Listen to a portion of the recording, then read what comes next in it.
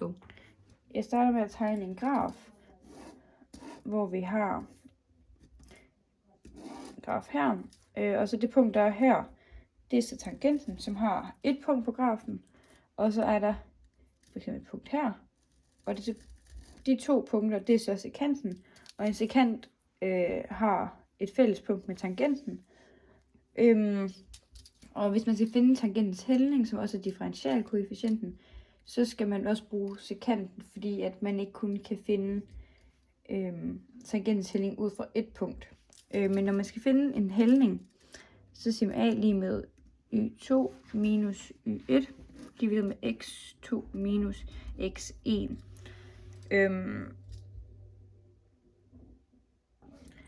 Det er så hældningen på en ret linje, når det så er, at vi skal have hældningen på sekanten. Jeg gør lige sådan, at den lige bliver lidt længere.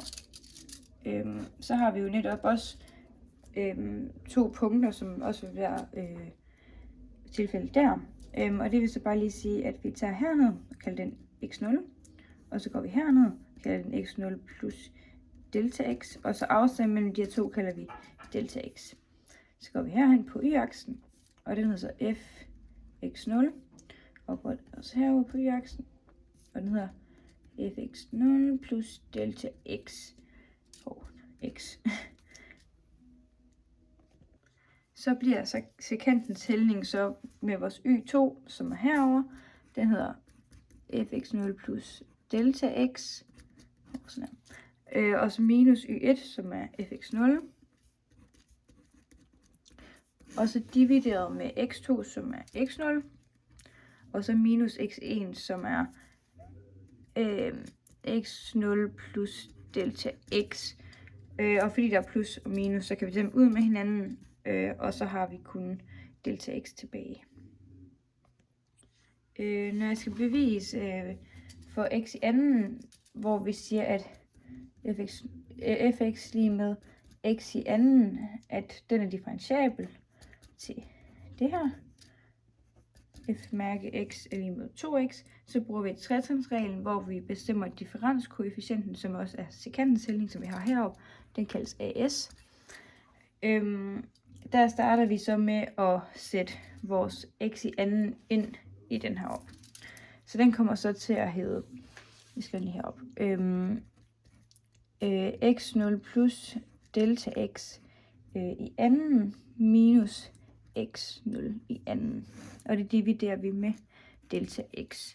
Og så for at ophæve den her parentes, så bruger vi kvadratsætning nummer 1, som hedder a i anden plus, for helvede, det hedder den ikke.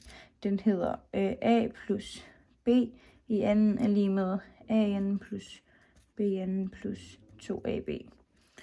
Og det gør vi for at ophæve den her parentes. Så kommer den til at hedde x0 i anden plus delta x i anden plus 2x0 gange delta x minus x0 i anden, fordi vi også lige skal den sidste med. Og så dividerer med delta x. Og så kan vi så reducere den ved at der er en minus og der er en plus, så den kan vi tage ud med hinanden. Og så er der en brøkregel, som siger, at hvis der er fælles nævner, så kan man dele brøken op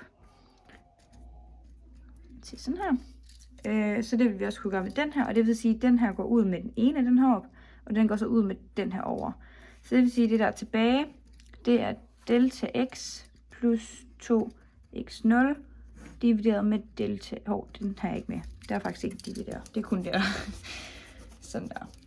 Lige med sådan der. Og den her, hvor der står delta x heroppe, det er jo afstanden mellem x1 og x2, som det jo er. Så det vil sige, at jo mindre afstanden bliver, jo mere går sekanten mod vores tangent. Så det vil sige, at hvis delta x den går mod 0, altså grænseværdien, så den går så tæt på 0 som muligt, men aldrig helt 0, så bliver den jo så tæt på tangentens hældning som muligt. Så det vil sige, at hvis vi tager det her, og den der bliver altså så tæt på 0 som muligt, så vil det sige, at der kun er 2x0 tilbage. Og det er jo så vores as, som er sekantens hældning. Og det bliver jo så vores at fordi at den kommer så tæt på den som muligt, at de næsten kunne være lige med hinanden, men ikke helt.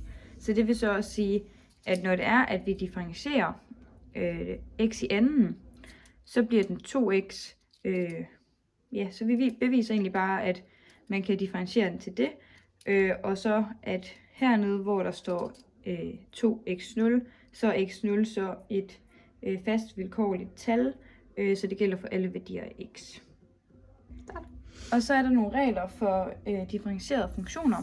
Og det er, at for eksempel, at man kan plus og minus, så det hedder sum og differens. Og det er, hvor man tager den differentierede funktion, og så plus eller minus den anden differentierede funktion. Og så er der produktreglen, og den hedder, at man først tager den differentierede gange den der for eksempel, som ikke er differentieret, og så plus den her, som ikke er differentieret, og så gange den der, som er differentieret.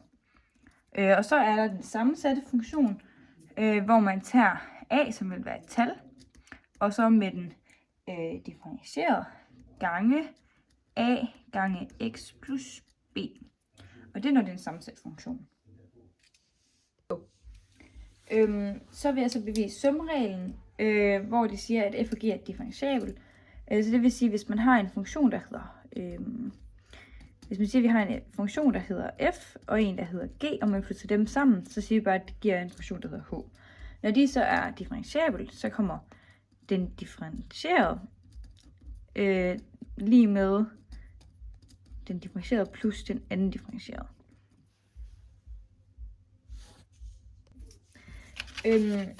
Og så skal vi så bestemme sekantens hældning, og vi bruger så tretrinsreglen.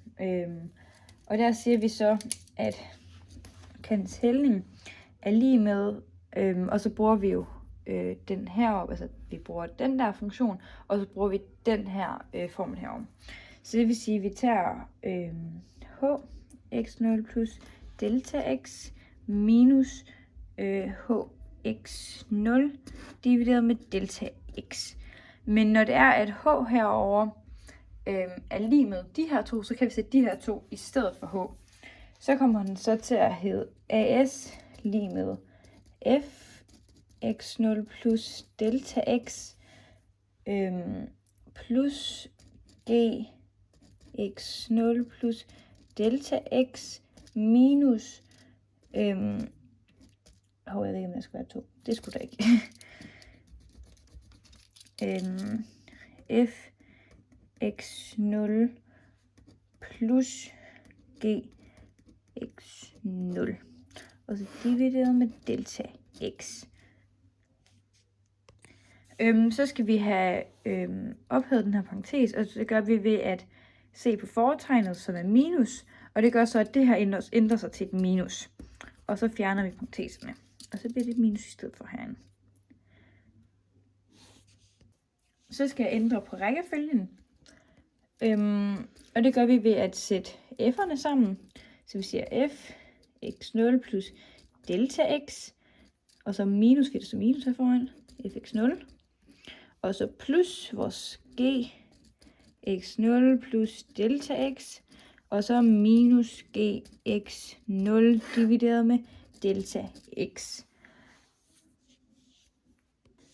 Og så fordi at det er fælles nævner, så kan man dele brøken op, og så bliver det så fx0 plus delta x minus fx0 divideret med delta x, og så plus gx0 plus delta x minus gx0 divideret med delta x. Der er altså et plus der.